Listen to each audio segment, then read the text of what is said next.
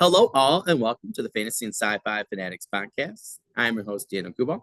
Today, I have me a very special guest, James Logan. James, how are you doing today? I'm good, thank you, Daniel. Thanks. Yeah, how are you?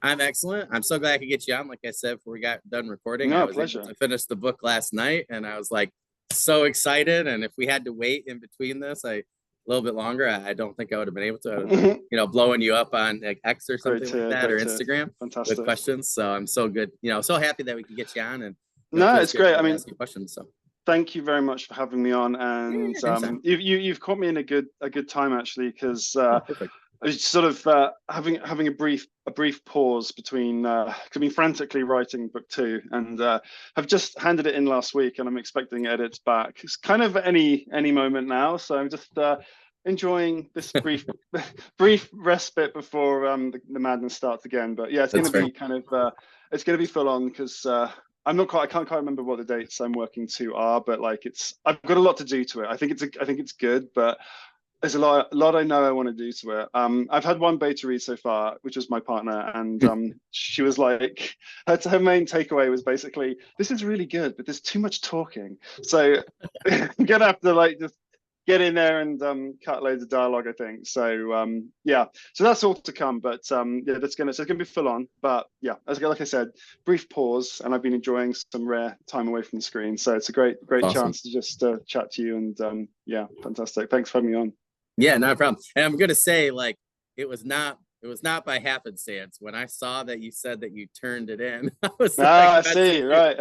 I messaged you right away. I was like, I'm just gonna see because I knew you were working based off your other social media posts. So I was like, Yeah, yeah. I'm just gonna see if he's bored and wants to chat. So Oh, this worked out perfectly. So next time I'm going to keep it quiet and not say anything, so I don't suddenly get bombarded with. No, no, it's cool. I'll be It's honest though, James, you gotta be careful who you're talking to in the author community because if you're not on social media and you're chatting with somebody, oh it yeah. could be somebody that's talking to me like, "Hey, James is on a break right now," but I can still get there. Yeah. So it's been No, no, awesome. it's great. No, I would really enjoy talking to sort of people in the community and podcasters and YouTubers and whatnot. It's been really fun. I've done quite a lot of it. Oh, Not done one for this is my first one for a while actually. I did a bunch back in sort of April, May when the book came out. yeah, yeah, yeah. I was watching So those. Yep. yeah, yeah. So it's really fun. I really enjoy it. But it's been a while, so I'm very happy to kind of pop up here and have a chat with you. So Oh, awesome. Well, I appreciate it.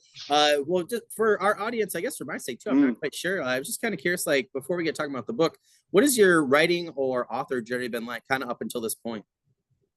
Quite a long road. Yeah, pretty tough. I think this is a quote I've given before, but Stephen King said that the road to hell is paved with adverbs, and for me, the road to writing hell, at least, the road to writing hell for me is paved with abandoned manuscripts because there's been many of those. But no, I mean, I started pretty young. I started writing when I was about 15, 16. I was originally kind of a musician and wanted to be like a rock star, because that's what everyone wants to be when they're a teenager, I guess.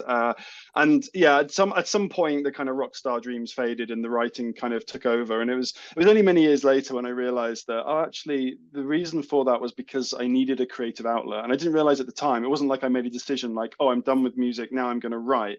It wasn't as kind of conscious as that. It was just something I sort of fell into. And I think looking back, it was like, oh, actually, it was probably because I had that need to be creative and to get my creative energy out there. And with music no longer being a way of doing it, I kind of segged into writing, and that was my outlet, Interesting. And Yeah. I didn't realize it at the time, but looking back now, it makes sense. So yeah, I sort of, I sort of stopped the music and started writing, and I was just because I'd always been a big fantasy fan and just reader in general. I read a lot. My parents used to take me to the library a lot when I was a kid, so I was always just reading like ravenously when I was younger, and developed quite I mean, I think when I was like, I don't know, when I was like 10 or 11, I had like the reading age of like a 17-year-old or something. I remember Oh having a wow. really high score in this because I just read so much and just Yeah. got Yeah. really literate quite quickly. But it also meant I was learning lots of words that I didn't know how to Mm. pronounce. So I just kind of made them up. And then it's that kind of thing where like 30 years later, you just drop a word into a conversation and everyone just sort of looks at you and doesn't understand what you mean. And then you're like, oh boy, that's not how you say it.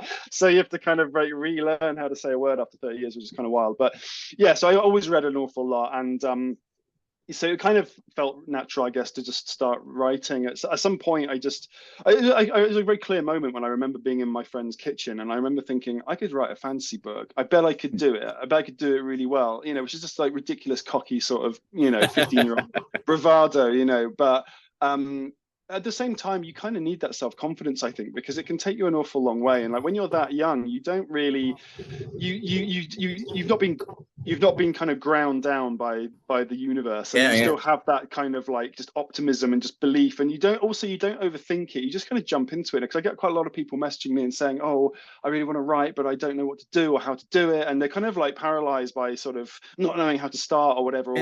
But I literally I just jumped into it, and I was able to do that because I was young. I think if I was older, I would have those hang-ups that everyone has when they become an adult, and you're just self-doubt and whatever. But I was just a kid, so I just sort of jumped in, didn't think twice about it. And so I just started writing, and I was just kind of writing the sort of thing I love to read, which was like, the big sweeping epic fantasies that were kind of predominant in the 90s. So it was like Robert Jordan and Terry Brooks and Tad Williams and, all that kind of stuff. Ray Feist as well. I was super into that kind of like classic coming of age hero's journey epic fantasy with Dark Lords and farm boys, all that kind of stuff, and that's what I was writing, and it was just like it was terribly cliched stuff. I've still got some of the original stuff that I wrote, and you read it back now, and it's incredibly cliched and derivative, but you can see there's like something there, like there's like it's primitive and it's crude, but there is a sense of something, and it's quite interesting to look back on. But yeah, so I just did that for kind of really just sort of dove straight in, and then on and off, like wrote over the coming years. Like, it kind of stalled a bit when I went to university, because you have better things to do when you're at university, right? You're too busy, like, I want to say kind of like partying and stuff, but really I think I was just like playing D&D and stuff on my laptop, But so yeah, it just kind of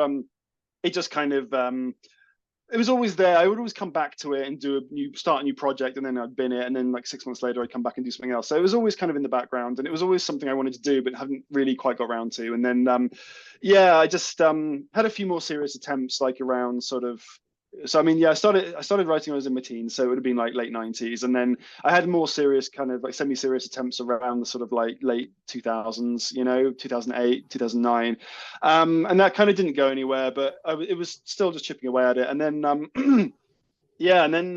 it's around 2015. I moved into publishing in 2010. So I became like an editor, and I editorial assistant, and was in publishing. And I kind of figured like the next best thing to writing books was kind of editing them and working on them, right? So I moved into publishing in 2010. Still in publishing now. Been doing it for 14 years. And yeah, but the kind of, it was great. I really enjoy it, but the kind of dream of writing my own book was always kind of never that far from my mind, really. And it was around 2015 when I kind of finally decided, look, I've been thinking about doing this for 20 years, and it's kind of we're entering sort of push like put up or shut up territory, like it's kind totally. I would do it or just stop thinking about it, because I've been carping on for years about it. My family going, I'm going to write this book, and and they're just kind of like, yeah, and when you get to that point, you start thinking, you realize that you need to either deliver or just give up on it. And giving up on it wasn't an option, so I had to do it. So 2015, I sat down and I just started like writing what would become Silver Blood Promise, and it was the first manuscript I'd written all the way through. I'd never written a manuscript all the way through. I'd written many manuscripts, but never made it past the halfway point, because I always found a reason to stop, or an excuse to kind of like, oh, this isn't working, the character's this, or the world is not good enough, or whatever, and I'd bin it and start over. One of the things I sort of subsequently learned that, and one of the main pieces of advice that I would give is you really, really need to finish what you start. It's so important, totally. I mean, this is segging into like writing advice and craft and stuff, but I really, while I'm on the point, I think that's so important, because you learn how, like, you learn. Firstly, if you write the whole manuscript, you learn that you can do it, which I think is a major first step. Knowing that you can stay the course and do the whole thing from start to finish is a big step. Just realizing that in itself. But you also learn, how to write an arc. How to do a plot from start to finish. How a character arc can go from start to finish.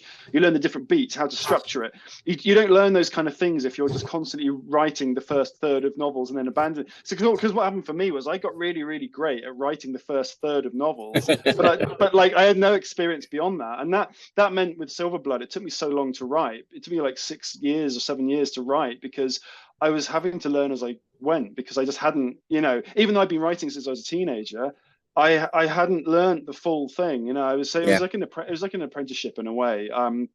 And it took me a long time and it was really hard. But yeah, so I started it in 2015, and yeah, 6 or 7 years later, it was finally done. But it was so when people kind of say, well, how long did it take to write? It's like there's two answers to that. There's kind of like the technical kind of answer is, well, 6 or 7 years. The sort of slightly smart ass answer, or the more existential answer, is about 25 or whatever, because Yeah. it really did take that long. And but also I think not all of it is about necessarily craft and like being kind of good enough or whatever. It's also being in a moment in your life when you're ready to do it, because Yeah, that's a good point.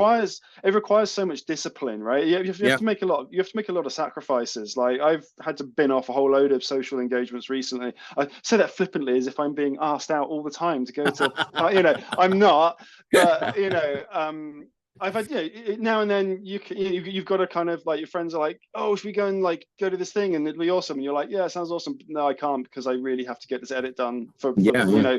and you do have to make sacrifices. That might not be a massive sacrifice compared to what some people have to do, but you have to have the dedication and the commitment and be prepared to put the hours in. And I think for me, a large part of it was just being ready to do that. I think maybe before that, I just wasn't quite ready to commit, because I wanted to play video games too badly, or I wanted to like just, not be spending hours in front of a screen with people I've made up, making them do imaginary things, horrible things to each other, but at some point, I became ready to do that. And then, because I had been writing from such a young age and practicing so much, I had a decent amount of craft to begin with when I started writing this book, and the rest I just kind of learned as I went and sort of figured it out, But I mean, sorry, that was a really long-winded answer, but it's No, it's fine. it's been quite a long journey over really the course of many, 2 or 3 decades really, to get to this point. And that's not the same for everyone. The great thing about writing is everyone does it differently, and some people have super different experiences. Like I know there's a lot of writers who, I think of James Islington a lot, because I know that to hear him talk about it, he's just like, oh yeah, I was reading Brandon Sanderson on holiday and I thought maybe I should try this, and then he just went away and wrote The Shadow of What Was Lost, and then it just was just did it in wrote it in 2 years or something. It was the first thing he'd ever written, and he just put it out there and it just became massive. And so it's different. It works differently for everyone. There's no two stories are quite the same, and no two kind of processes when it comes to the writing are quite the same. It's different for everyone. We all have different journeys, and it's just about kind of going at your own pace and choosing the right moment to do it, and then just trusting that it will work out.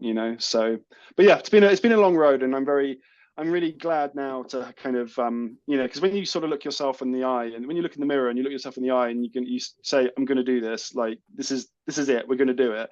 You've kind of made that pact with yourself then, and you have to see it through. Otherwise, how are you meant to sort of look yourself in the eye again? So being able to look myself in the eye and say, hey, we actually did it. We got the book written. We answered the question, which was, what would happen if I wrote a book? That was the question, and we got the answer to that. And if we'd done the book and it hadn't got picked up and it just sat in a drawer, it's kind of like, well, that's fine, because I still did what I set out to do, which was to write a book. But the fact that we managed to get it published and it's had such a great reception, and people were reading it and enjoying it, that means so much to me. It's just like, it's dream come true, really. So it's really wonderful. Well, it's funny because I'm actually gonna disagree with you. Like, I get that everybody's got a different journey, but it's funny that you said no two people's journey aren't similar or that alike. But yours and mine sound so similar. It's really funny. Because I've had some people on recently where we've had totally different experiences. Like you were saying, right? Like, oh, I wrote 2 years. I'm like, dang. I'm like, I have which I would say is a very similar book in ways. It is a heist though, I guess. Like, it's a straight heist. But there are a lot of similar things. I love this book so much because there was so much that what I was trying to do with my book, A Thief's Ambition, I was like, oh, this is so cool. And like, I kind of stopped with the 2.5 draft because I was just like, there's some things I just don't know how to do right now. But it's nice, like I said before we got recording, like reading your book, like reading Christopher's, like Black Tongue Thief, like reading a couple others. I can't wait to read like MJ Coon's, Among Thieves, but it's like you guys, like, it's almost like I'm doing some other things right now and releasing other things, but like it gives me hope because I'm like, okay, this is stuff that I, keep enjoying reading. and that's why I want to go back and and make sure I write that book. But it, like your book was like Silver Promise was one of those where I was like, oh my gosh, and like the characters were kind of talking to me again for this other book. They're like, hey, we need you to finish this so somebody can enjoy it like this, and it just like reminded me so much of how I felt first writing the characters and stuff. But it's taken me a really long time for that particular book. And it's evolved in in a lot of different ways, but I so get what you're saying, because people ask me like, how long it take you to write a book? I'm like, I wrote like 3 now. I'm like, and they're like, nothing's still done, I would say. I'm still fixing some things, but I also have like 14 books, right? Like 45, 50,000 words. And I usually shoot for, like 80,000 or 85. So it's like, if I really wanted to, I could, finish them up and then fix them. And I will at some point, but it's like, I just have so many that I was doing like that. So I connect with so much you just said there, but yeah, I like hearing that. That's why I like doing the podcast, because I'm in edit 5, like draft 5 right now of this one novella of 3. And I'm like, oh my God. I just like, but like you were saying, like there were some things where I'm like, I just have to kind of slog through it, and I have to kind of level up at times. And I've never gotten as far, if that makes sense. But I look myself in the mirror, and I have my son, and I promised myself I was going to, do it, at least when he was born. It's been 2 years. So, because it was a little hard once he got here. But yeah, it's like I just can't. My wife's like, you just keep going. I'm like, I have to, because I was like, even if I just did that thing and published it and didn't do anything else, at least I, had accomplished that. But I totally felt a lot of the things you were saying, like that's been a very similar journey to me. So it's nice because, like I said, so many people on recently were so different. So you and I have very similar experiences. So it makes me feel good. No, it's cool. I mean, so yeah, no, it's brilliant. It's interesting, like sort of what you were saying about like leveling up and things. And I remember, so I really big fan of Jay Kristoff, and I love Empire of the Vampire. I think those books are fantastic. But it was interesting to hear him talking about them and saying that he could not have written those books earlier in his career because he just didn't have the writing chops for it. It just wasn't good enough to write a book of that kind of size or quality or complexity or whatever it was. He just wasn't ready for it. And certainly if you go back and read his very first book, I think it's called Storm Dancer or something, you go back and read that, it's very different. The style is very different.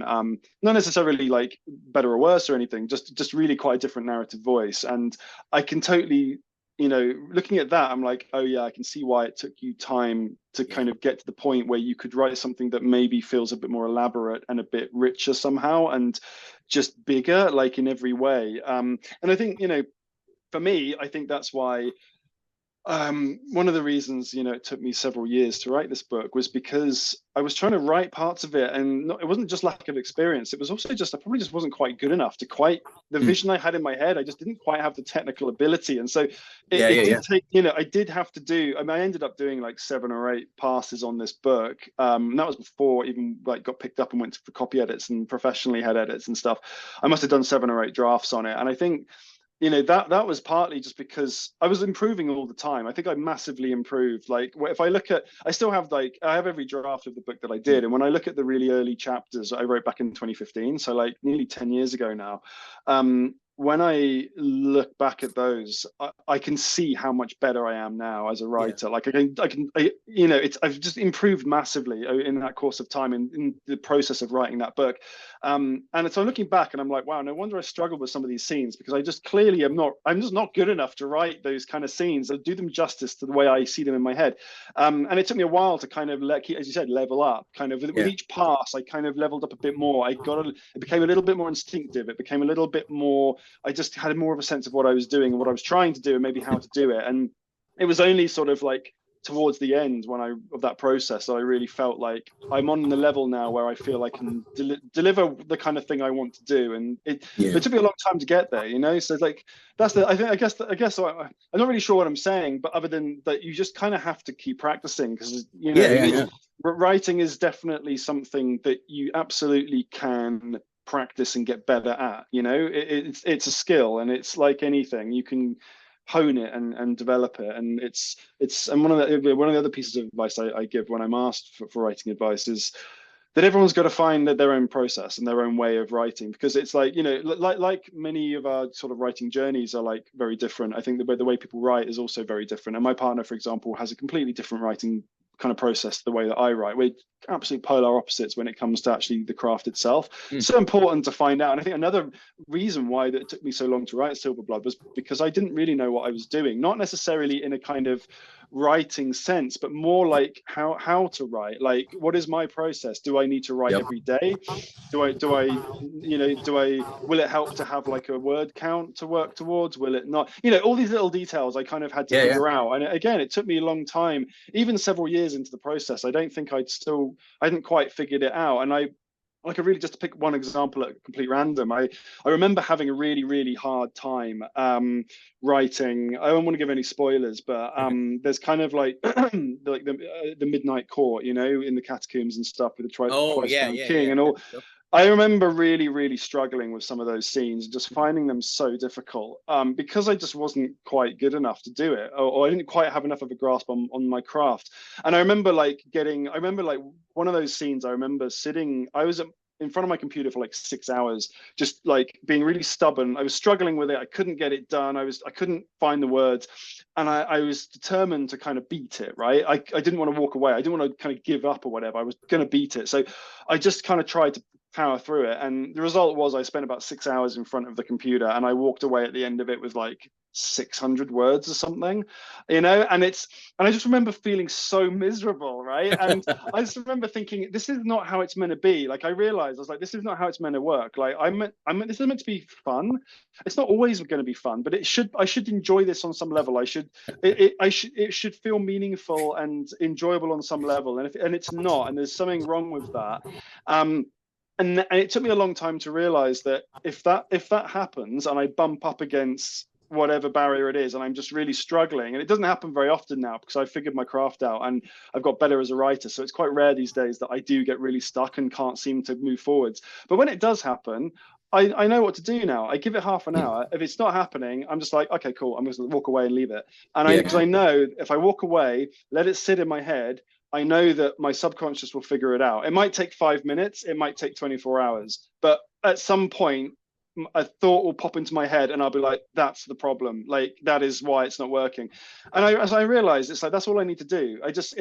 Whenever it's not working for me, it's because something isn't right and I haven't figured it out yet. My subconscious knows that something's not right, but my conscious mind doesn't know what it is. I've just got to wait for the two to match up and for it to pop into my head. And it always does. It always does. You just have to give it a bit of time. But I did, because I wasn't experienced enough. I didn't know that. So I just kept banging my head against the wall. And of course it didn't work. Because it was never going to work. But that's just like a brief example of like a kind of me figuring out my craft and how I work, and once you figure these things out, it just becomes so much easier. Like I write now so much more quickly than I did when I started, and I just feel like I just have a much better understanding of what I'm doing and how I'm trying to do it. And you only learn that, you only gain that by doing and just trying different things and seeing what works for you and what doesn't and figuring it out. And it's so important. That's like half the battle right there, is just figuring that out, and then so that's one of the reasons it took me a while to write the book, was because I just hadn't got that locked down. I just didn't really know what I was doing from that point of view. So that's something I'd recommend to all the kind of all writers who less experienced writers and who want to kind of write books and whatever it is you want to write. That's something you have to figure out quite early. Try and figure that out as soon as possible, because it will make your life so much easier, I think. No, I think that makes total sense. So there's like, I have a couple other projects too, where I'm like, I said to my friend, I'm like, and he's like, I got a couple fancy friends right there. I'll share things with her. Like, that is such a good idea. And my buddy's like, are you going to do that now or later? I'm like, I can't do that. I have like 3 projects in particular that I absolutely know as a fantasy fan that people are going to love. But I'm like, I just know I don't have the experience right now. So I'm doing other things that I definitely know I can do and learn from. But I have a few projects in the back. I just go back and I'll add the world building or I'll add something else. But I just want to relate it back to your book because and I said, like, I felt like I gained a level recently, and I want to thank, like Logan D. Irons, one of my elf readers, H.L. Tinsley, and then my developmental editor, Sarah Torn. Like, they really helped me. And I have J.R. Wise, who he's helping me with my marine aspect for my main character and a lot of things. And just people have helped me, but it's like they've pushed me up to the next level, right? But like in terms of also reading, and this is why I always tell people, for me as a writer, reading a book like yours helped me so much as a writer, because I there were things that I could tell that you did and put together where I was just like, chef's kiss. Because and I could see right where I struggled to do those things, but you did them, right? So it's like I do martial arts, right? So it's like there's times where I was lower belt, I'm like, I have no idea what that person just did. And then I'm like, I kind of figure out how they did the move. But then later on, once I get to like black belt and stuff, it's like I actually understand a little bit more. I'm nowhere near this in writing, by the way, but I understand a little bit more, right, of like what the intention is. And I Yeah. can see it. Even if I can't replicate it, I could see the intention. And I just want to say, like with your book, there were just so many cool times where I was just like, dang, that's the kind of scene I want. So like catacombs, right? I'm like, oh, cool. You brought in another thing. So I just want to mention real quick, like, so your world building was so cool right off the bat. But as a reader and a writer, like it was so neat to see how you wove those things together. And you did not waste a thread. Like if you're weaving at the start, I like, some people will be like, especially, larger fantasy books, they just leave stuff out there and they might come back to it book two, whatever. I felt like personally, if you were talking about something with world building, you used it in some way later on that really drove the story forward. And it really made me excited once I understood that pattern pretty early with a couple things that you did, particularly when your main character gets to a different location. And I was like, dang, that's really cool. And then like Catacombs is a good example, I would say.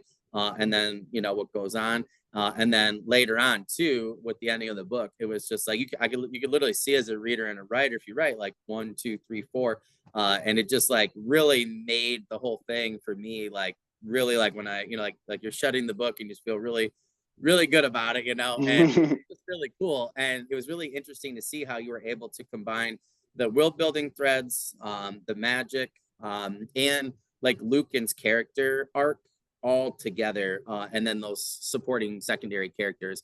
But I just felt so satisfied with the ending because I wasn't like, oh, well, what about this that James missed? Or is this going to be in book two? But you also set up, the next book really well too, with different things. So I don't know. I just felt like it flowed really well. I just said this to my mom earlier. I was like, yeah, I'm going to be on, with the author. I just finished the book yesterday. And she's like, man, you like flew through that. And I'm like, I normally don't fly through a book like length and in depth that quickly. So for me, it just like I started and I felt like like a little toy car going through the track, and I just kept going. But there were so many great things that you did. So I'm kind of curious as to like just a little bit with that process of being able to come up with the world building, figure out Lukan's character and like kind of like that driving force.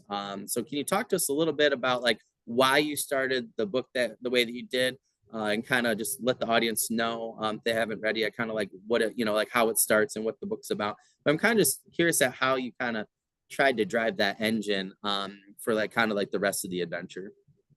Yeah, well, thank you, Daniel, for all all the kind words you said there. I'm so glad that you think all of that and have enjoyed the book so much. It means so much. It's great to hear.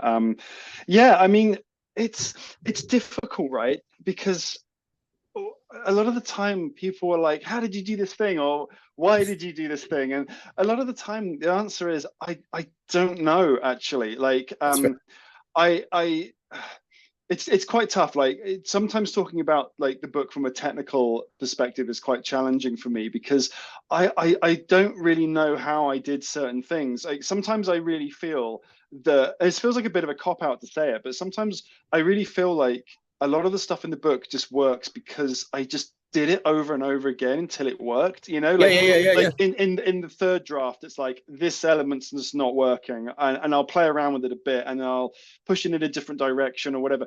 And I really was. It's a bit like I tend to think of it's like the sea and a pebble, right? It rounds. The pebble is in the sea and it gets washed ashore and goes back out and comes back in, and it just gets gradually all the wrinkles on it get smoothed out. It becomes a perfectly smooth pebble. So that kind of feels a little bit like what this process was. It was like every pass on the book, I would just try and smooth out a few more bits that just weren't quite working, or I tried different things. And so a lot of it, was just kind of just doing it over and over again until it worked. I mean, I spent so much time on so many hours like working on this book, and it's an unreal amount of time. And so a lot of it just comes down to kind of, it's a really unsatisfying answer to give, because I wish there was something more specific I could say in many respects, but a lot of it was just, yeah, it just try something, this isn't quite working, try it again, no, that's still not quite working. And like, for example, like Ashra's backstory was tough because one of the main things I had to do with the edit was, I'm jumping ahead of myself here slightly. I will go back and actually talk about the book and what the inspiration was and what it's actually about. But I'm just thinking about this moment. So Ashra originally was a POV character in this book, and had her own kind of subplot, right? And that tied into Lukan's subplot, or Lukan's main story. The problem with that was the book was like 200,000 words long, and the first thing my editor said to me was like, she was like, you've got to lose like the Ashra subplot. It's because it's, and not only is the book way too long, but it's also just getting in the way of the main story, because ultimately it's Lukan's story. He's the main character, and this Ashra subplot, while it had some really cool stuff in it, and I was really happy with it, it never quite landed how I wanted it to. Because when I first thought of the book, I kind of imagined it in my head as being like a 50-50 split between the two of them in terms of POV. And then it just didn't really work. It ended up being Lukan like 75% and Ashra 25%. And it's like, it's really lopsided. And but by this point, I was just like, I'm so done with this book. Like, I don't care, you know. But the trouble is, your editor will not let you get away with that. They'll be like, no, it doesn't work. You need to fix it. So we basically took Ashra's subplot out, and I just cut 40,000 words from the book, which was kind of, it was tough, but I tell you what, cutting 40,000 words is a hell of a lot easier than adding 40,000 words. So, you know, but the problem was that Ashra still, without, this isn't too spoilery or anything, but Ashra still plays a major part in the book, but not until the final kind of third, really. The problem I now had was, she plays this really important role in the story and the resolution of the plot, but now that her subplot's been ripped out, like, the reader's not going to know who she is or why she's there. So I then had to figure out a way, the kind of backstory I had given her, which you get from her POV subplot, I had to find a way of inserting that into the main narrative without, so the reader would have a sense of who she was and why she was there, but do it in a way that didn't feel intrusive and info dumpy. That was super difficult. I struggled a lot with that, and I thought I'd cracked it, and then we went out on sub or whatever, and it was only like later when I kind of went back and looked at it, and I was like, oh my god, that doesn't work. It actually doesn't work what I've done here. It's like, and I didn't realize before, because I was just so deep in it, I just couldn't, I'd lost all objectivity, you know. But yeah, we went out on sub, and it was only later when I read it back and I was like, oh boy, that doesn't actually work at all. It just feels way too abrupt. So I had to rework it again, and that was I suppose a good example of what I'm saying. Is like, a lot of it was just trial and error, just trying something, it doesn't work, try a different thing, that doesn't work, try something else, you know. So a lot of it was like that, but a lot of it was also very deliberate and intentioned from the start, you know. So you know, Silver Blood Promise really is my love letter to kind of sort of sword and sorcery. You know, I've always, even though I grew up reading the big kind of giant doorstopper epic fantasies, you know, with like about farm boys and dark lords and prophecies, that wasn't, for some, I love that stuff, I still do, but it wasn't what I wanted to write for some reason, or at least it wasn't when I got older. I found myself increasingly drawn to kind of more like sword and sorcery type things. So like Liza Lochlamora by Scott Lynch is obviously like a huge inspiration for me. But stuff like, you know, Scott Lynch and Joe Abercrombie, the Ketty J series by Chris Wooding, which is kind of in that kind of area as well. You know, and also like Jay Kristoff and his Nevernight series. Like, I just really love that kind of, it's still like under the epic fantasy umbrella, but it's like, it's more character driven, it's fast paced, it's not about widescreen kind of big world kind of epic events and stakes. It's narrower focus, it's more about the individual and more character driven, I guess, rather than big event plot driven or whatever, or big world kind of thing. So I very much from the start, it was very deliberate choice on my part that I wanted to write something that was kind of fast-paced, engrossing, had cool world building, but only to the extent that the story kind of needed it, you know. And I really love kind of vibrant, inventive world building, and like kind of there's quite a lot of like artifacts in the book and kind of weird sort of magical kind of things. You're not quite sure how they work or whatever, but I really enjoy that kind of stuff. And so, you know, I knew right from the start that Lukan was a character I had in my head for many years. So I kind of, and he's had many incarnations, but it was only when I settled on him as this kind of like, you know, lapsed nobleman, slightly sarcastic, bit of a drink problem, you know, decent heart, but doesn't always really come across in the right way. You know, it was only when I struck on that it suddenly clicked and it felt right. And but I knew that like he was going to be the character. I knew it would be kind of like a bit of a swashbuckling kind of story. It would have action, it would have kind of drama, it would have humor, because I love humor in books. Like it's something it's something I always look for. I just love books with a good sense of humor and just good wit and sharp wit, you know. So these are very much things that I knew I wanted to put into the book. And I knew that I wanted, right from the start, I knew that I wanted each book to take place in a different city or a different part of the world, because I didn't want to get bored, and I also thought it'd be cool to kind of be like give the reader something new every single time. So that was very much a driving force behind it. So those are kind of the building blocks I had. I had my kind of like sarcastic kind of anti-hero. I had my kind of desire to write each book in a different place, and I knew that I wanted to write a swashbuckling, fast-moving, action-packed kind of thing, but that nonetheless had a good amount of depth and was meaningful and had meaningful stakes and kind of, you know, did explore kind of themes as well as just being a romp, you know. So those are the kind of the ingredients I had. I very clearly knew what I wanted to do, which I guess is quite important, I suppose, when you start a project, is having that clear vision of what you want to try and achieve. You might not necessarily know how to do it or where you're going with it, but you know what it is meant to look like.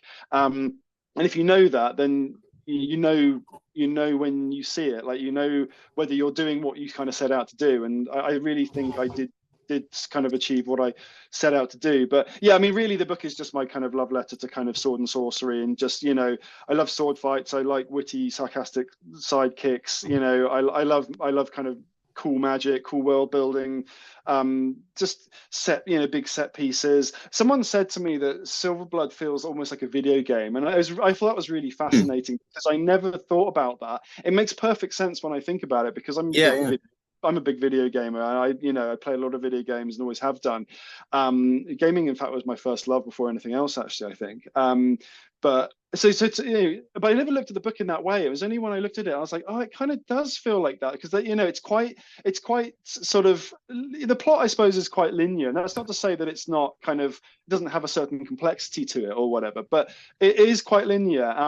But I think that's where the pace comes from. You know, I think that really gives it that kind of like, it's like out of the frying pan into the fire and then into like hell, you know, in terms of like the stakes just keep going higher, and the pace just keeps going along. And I think the kind of the linear nature, I think it benefits from that. It might have even been something I subconsciously picked up from Dan Brown or something, because I know Dan Brown gets ridiculed, you know, I mean, you know, some of his writing, I think, is you know, he has certain strengths, shall we say, and I think one of his strengths is he really does know how to make a linear plot kind of just absolutely rip along, and ending every chapter on a cliffhanger. And I think, you know, I read quite a bunch of his books when I was younger, and you know, I think that really stayed with me, that sense of like, oh, I've got to know what happens next, and the way it just moves and it moves and moves and moves. And I think also, it might be a reaction against some of the epic fantasy that I grew up reading, which was like big, sprawling, sometimes really super slow paced, you know? And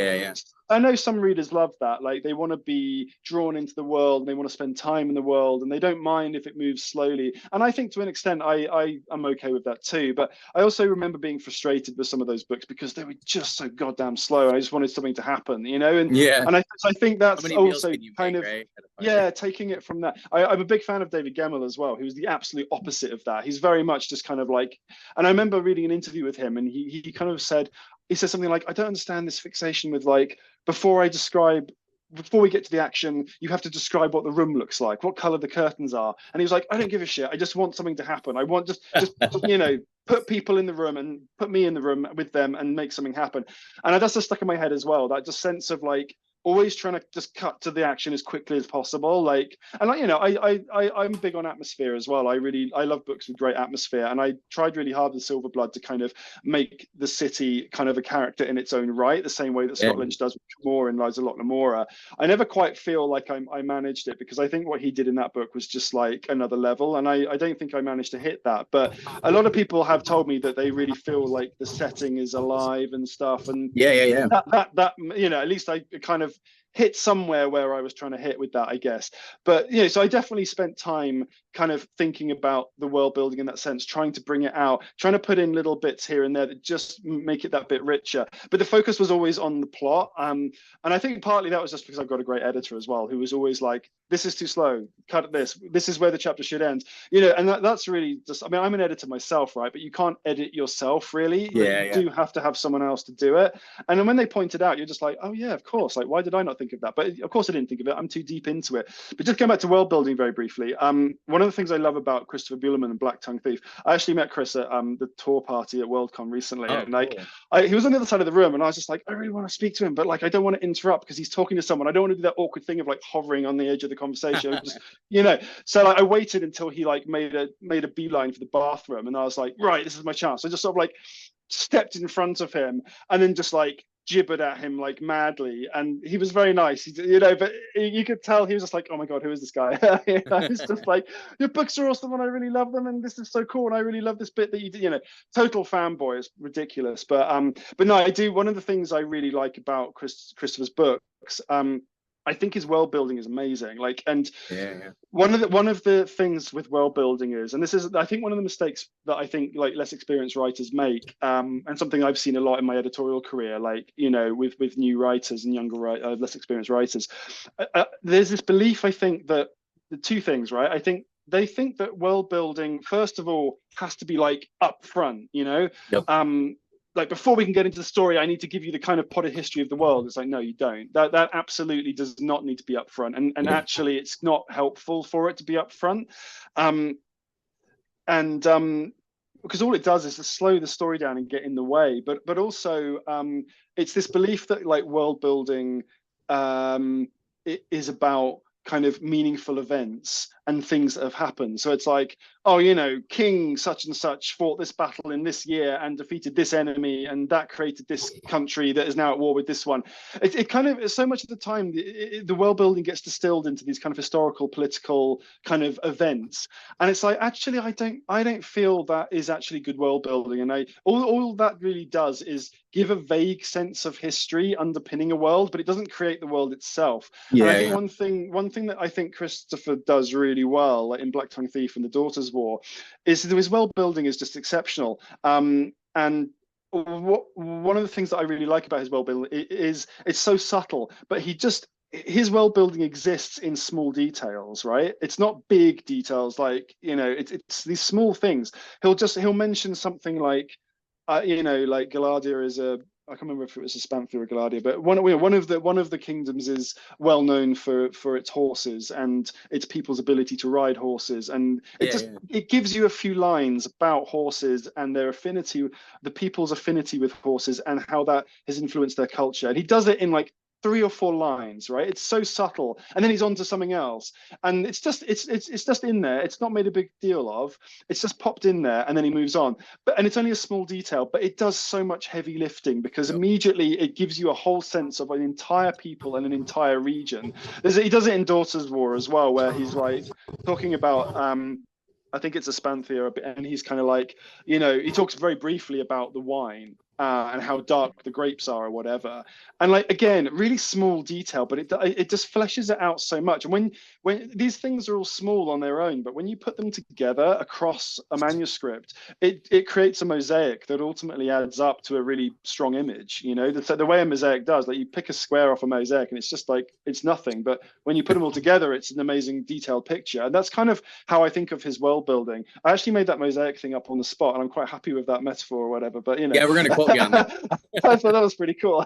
But that's what it feels like, and I think that's really great world building, and that's something I think I've tried to do. I mean, I wrote Silverblood even before I'd read Christopher's work, so I wouldn't say his world building influenced mine, but I think I've picked up similar kind of habit from somewhere else, like realizing that the world building is in the small details, and a small thing can lead to a much bigger picture. I think, and that's something I think it's worth keeping in mind for kind of new writers. But yes, I mean, this is an incredibly long-winded answer to your question, but like, Oh, I suppose the answer, I guess, is half of it I just kind of made up as I went, and the other half of it I had very much in my head from the start, and I kind of knew what I wanted to do. And I think the rest, if you know what you want to do, the rest is just figuring it out.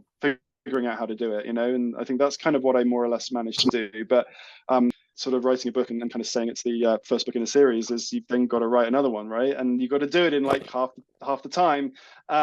So it's been interesting, kind of like sort of writing this book, and I'm like, can I achieve the vision I have in my head in less time? I'm not going to be able to do 7 or 8 passes on this book. There is no time for that. I'm going to maybe do 3. So it's kind of like, can I hit the same level in terms of like the atmosphere and the world building and the kind of the plot and the pacing and all of these things which I wanted to do in the first book and felt I'd made a pretty good fist of? Can I do it a second time round with like much less time? That's been the challenge for me. Also doing it like doing it with like a voice in your head as well, kind of basically saying, what if you just fluked the first book and actually you're not a good writer, and you've just I did have sort of quite severe imposter syndrome the second time round, and it's weird because you'd think you'd have imposter syndrome the first time round when but the second time round you've sold the book, it's been published, like there's no reason to feel like an imposter, but like I did for some reason. I sort of so for a long period of time when I was writing it, like good sort of 5 or 6 months, I had this voice in my head going, but what if it's just a fluke and now everyone's going to find out you're a terrible writer? So it's quite tough to kind of try and be creative when you've got that sort of voice going on in your head, but you've just, like so much of writing, you've just kind of got to power through. You've just got to power through and just stay calm and just keep going. So much of it is just about just keep going and don't stop. I was gonna say you're definitely a great writer, because I haven't seen very many people be able to even like keep a pace, interesting characters. I do think a lot of or at least for me as a reader, like I do think a lot of your, like the world building, at least for currently in book 1, was like super solid. I understand a lot, but also with like the characters, right? Who you're taking with you so far, right, to book 2. It's nice because I feel like they're really well established, for them, and I don't know. I just think there's a lot that we already know. You read book 1, where other books have like going to become like still about X, Y, and Z, but there's enough that you left. There's enough mystery that you left with those characters too, and what they're doing. Where I'm so excited to get there. I've never been so satisfied with the book 1, but then also like really excited for book 2, if that makes sense. So like get me coming and going in that regard. Really, really, so I thought that was really well done. I know we're winding on. Sure, because I'm trying not to fanboy too much. And with the writing, I want to make sure for our audience, that if they haven't checked out this yet, can you just kind of describe to anybody who's just coming on and seeing this interview or you for the first time, what is the Silverblood? Just kind of give us just kind of like an overview, something on that book. Yeah, no, for sure. I don't quite know what's happened to the sound. There's some weird kind of sound going on with the so your voice is kind of like doing this kind of mad echo. So I'm just about getting the gist of it. So it's fine. So Silverblood from I hope it's not my voice as well, but is kind of turning into some. Okay, we're all good. Yeah. So Silverblood Promise is about. Let's see. It's hilarious how bad I am at kind of elevator pitching my own book, right? You think I would be good at this by now, particularly as I do this for a living as well in my day job, pitching books and stuff. But yeah, so Silverblood Promise is really about it's about Lukan Gardova, and he is a lapsed aristocrat who has basically become estranged from his father, and after a duel it went horribly wrong, and he's kind of ended up walking away from that life and into this life of kind of being on the road and just kind of gambling and getting into trouble, and basically drinking too much, and the whole time trying to figure out, how do I kind of make amends? How do I get back to where I was? How do I sort of build bridges back to where I've come from? And then he finds out that his father has been murdered, and his father left a cryptic message written in his own blood, because that's really cool, obviously. And the message just has like 3 words on it, and basically this is what kickstarts our kind of Lucan's story and the kind of wider adventure. Lucan realizes, he thinks, right, well, I can't, my chance now to make it up, repair that relationship is it's done. I'm not going to get that chance. It's gone forever. But what I can do is figure out what happened here. Who killed my father? Why did they do it? And then try and extract some measure of justice or vengeance, or whatever it might look like, in whatever shape or form it is. So that's really like what kind of kickstarted the whole thing. And then he goes to Sophrona, but the message leads him to Sophrona, which is like city of merchant princes, and kind of a capricious underworld. It's a sort of like a gateway between the northern continent and the southern continent. So it's kind of a melting pot of civilization, all manner of different kind of cultures there. And there's sort of secrets in every danger in every shadow, and the more he kind of dives into this mystery of who might have murdered his father, the more he finds himself enmeshed in this tangled web of deceit and betrayal and conspiracy, and he ends up embroiled in a plot that could bring down the entire city and another city as well. So it kind of, his own journey kind of feeds into a bigger kind of higher stakes kind of narrative than maybe is first apparent. But one of the things I wanted to do with this book was, again, kind of, I really did use Liza Locke-Lamora as kind of a blueprint. I love the way that Liza Locke-Lamora was kind of like a standalone kind of story, but it obviously opened out like potential for a much wider series. That's kind of what I wanted to do with this book as well, was to kind of make it sort of like, I'm not, I don't know, like, I'm not a huge, well, I wouldn't say I'm not a huge fan, but like, I quite like books that like, they might be the start of a series, but they also have like a proper end, and you can end at that point. And if you're like, yeah, I don't think I'm going to continue with this for whatever reason, at least you've had a a self-contained reading experience, if you decide you don't want to kind of continue. So I really wanted to make this book sort of stand on its own, but at the same time be the jumping off point for a bigger kind of series. And book 2, again, I think I've just about managed to do that. Book 2 does really move the overarching story ahead, like, quite significantly. It's quite a lot of fun stuff that happens in that. But again, I feel like it has a self-contained narrative. It's got a start, a middle, and an end. It's got a whole plot and a whole kind of thing. But at the same time, where it ends, it's properly setting up the rest of the series. I think hopefully the reader will learn a lot about, gets a lot of kind of info about what actually happened and where what is going on here. So that was my kind of intent with those books. And I think it's gonna be a 4-book series. It's gonna be a quartet. I kind of didn't want to do a trilogy because everyone does trilogies, and I also just felt like this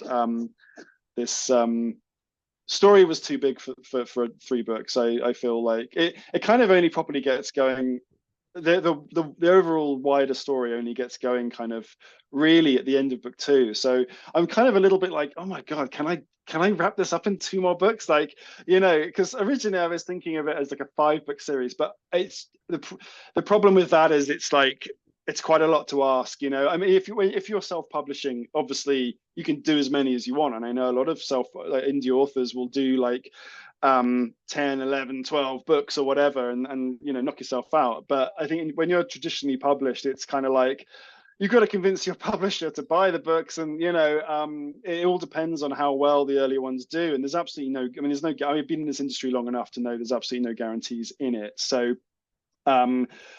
yeah, I mean, I sold the books as a trilogy, made it clear that it was probably going to be 4 or 5. I'm going to try and do it in 4. Because I like the idea of doing a quartet, and also it's not like too big a commitment for the publisher. So, but at the same time, like, if it really took off, then maybe they'd be happy to have more than 4. I don't know, but yeah. So then my thing now is like, I mean, that kind of, I'm waiting for edits on book 2, and obviously I'll be done with that. Sort of by the end of the year, I'll probably be done with that. And then I've got to do book 3, and I've realized that I've not really. I got some vague ideas as to what happens, but not a huge amount. And as for the wider plot, I have no idea where it's going. So I'm kind of making this up as I go, which is kind of funny in its own right, because I always think of myself as like, when we talk of like plotters and pantsers, and I always thought of myself as like a plotter, but actually I winged quite a lot of Silverblood. And I'm definitely winging the overall plot here. I am very much, what I seem to do is I seem to plot the individual books out like in quite a lot of detail, but I don't plot the overarching thing out at all. And I definitely don't plot out the character arcs. That's very much kind of like coming into the second book and writing that for the past 18 months, which is what I've been doing. It was quite an interesting kind of dynamic, because I very much had the plot down. That was locked down. I knew what happened. I knew how it happened. There were some details that I left open-ended, because I was like, I don't want to be too prescriptive. I like to give myself some wiggle room so I can kind of change things up a little bit. But the plot was pretty much locked down. Whereas with the character arcs, it was like, I don't really know, like, I know broadly what Lukan's story is, and I know roughly where he's going, but like Flea and Ashra, it's like, what are they doing? Like, I've brought them along for the ride now. I have to kind of do something with them. I can't just have them hovering there and not really doing it. They've got to have their own stories, and so it was trying to figure out as well, like, what are their stories individually, and how do they tie into the narrative here, and how do they relate to Lukan, and so on, and also how does that affect their relationship? And I think so. Like, I suppose what I'm saying is, like, when the plotter pantser thing, it's like, when it comes to actual plot, I am very much a plotter, but when it comes to the rest, I'm just kind of winging it. I'm doing it by the seat of my pants and just figuring it out. And I find the emotional stuff hard, actually. I think the hardest thing about writing that I find. There's some things I find really difficult. I find describing people really hard, which is why I don't do it very much. I don't know if you noticed, but I don't tend to like be too descriptive about what characters look like or what they're wearing, because I really suck at doing it. So I just kind of try and avoid it. But also emotional, just kind of where a character's mind is at, and how they feel about something and how they feel about someone else, and the interactions. Like, that's something that doesn't really, I wouldn't say it doesn't come naturally to me, but it's something that I have to think carefully about. And sometimes the hardest scenes in book 2 that I felt were hardest to write was when I didn't really quite have a firm grip on the emotional direction of it. I wasn't quite sure where someone's head would be and what they might be thinking or feeling in that moment. And I find when I don't know that, I sometimes find it quite hard to actually, move forward with the chapter. This is why I could never be a writer that like jumps around and kind of like writes chapter 2 and then writes the end and then does chapter 34 and then comes back to chapter 5. I know a lot of writers do that, and my partner writes like that, but I can't do that, because I can't jump ahead to a chapter in the future, because I don't know emotionally where that character is at that point. Like, I might have a vague idea, but I have to know what the emotional resonance is and what the stakes are, and without that, I struggle. And so that's just an element I find quite difficult. And it's not something that you can really plot either. I have to discover it as I go. I have to kind of learn what this character's journey is as I go, and what it means to them and what it means to others. So that's something that I just have to figure out as I go. So I can't even really. This was meant to be me talking about what the book is about, but it's sort of segged into the kind of a craft thing again. But I suppose that's kind of normal, because it always comes back to craft for me. I just think craft is like super important. So. It was perfect. A lot of my sub questions you answered right there, so that was absolutely perfect. I'm really looking forward to book 2. I have to say, I'm really excited. I would love to have you back on again. Once you're ready for, talk about book 2. once it's done and everything. I think that'd be absolutely awesome. But I gotta say, James, I really appreciate you coming on, and thank you so much. It was absolutely a pleasure to get to talk to you about your book and your craft, your process. It's gonna be one of those I can actually go back to myself and just kind of go back over and just kind of relearn some things. And, I like this kind of like my journal too to kind of go back and reflect on things. But yeah, it's been a pleasure. I really appreciate it. Cannot wait for book 2. I want the audience to make sure you check out Silver Blood Promise. Put everything in for James in the description. So go there. Just make sure you're reviewing those products. I've got the Audible, the Kindle, reviewed them, the paperback, reviewed that. So that's been a huge drive for us the last like 3 seasons. So we just want to make sure we continue that. But other than that, James, I hope, good luck with book 2. I'll be contacting you, like I said, whenever you're ready to come back. And when you're in those little in-betweens, like I cannot wait to chat with you about book 2 and read it after that and talk after that. I hope you do 5 books. I hope that they buy 5 books with you because We'll see. you just got me excited. That's a possibility. So, yeah. So I hope my editor's not watching it. They'll be like, "Oh no, what's he doing?" But no, I mean, no. Thank you, Daniel. Thank you very much for having me on. It's been a real pleasure talking to you, and I'm really, so thrilled that you've enjoyed the book and everything. And yeah, I would love to come back and, in like a year's time or something, hopefully, and talk a bit more like about the second one. Yeah, that would be amazing. So thanks so much. No. Yeah, you just tell me the date, and when, and I'll save the slot for you at any point, and we'll figure it out. I'm just so excited to to explore Lukan's story more. I love Flea and Astra, and I cannot wait to see where book 2 leads them and all the craziness that's going to ensue. But yeah, if you need anything in the meantime, I'll get the word out there for Silver Blood Promise. Anything else that you need, just let me know. I'll use our platforms and groups and get the information out there. And I'm gonna keep shouting on the rooftops. This is one of my 3 favorite fantasies for 2024, and get the review video and everything else out there, and just keep going. But other than that, my friend, I hope you have a great rest of the day. And like I said, good luck writing book 2. Awesome. Well, thanks so much. I deeply appreciate it, Daniel. That's fantastic. So thank you so much. Cheers. I'll see you later, James. Have a good night. Yeah, you too. Thanks so much. Thanks. Bye.